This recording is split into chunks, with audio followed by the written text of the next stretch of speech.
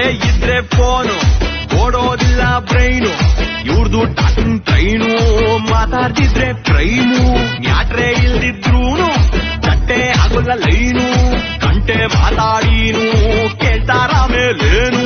Parents ಬೈತಿದ್ರು ಬೇಜಾರಿಲ್ಲ, ಪ್ರಪಂಚ ಮುಳುಗೋದ್ರು ಬೇಕಾಗಿಲ್ಲ, ಕೈಗೊಂದು ಫೋನಂತೂ ಸಿಕ್ಕೈತಲ್ಲ, ಫೋನಲ್ಲಿ ಕರೆನ್ಸಿ ತುಂಬೈತಲ್ಲ.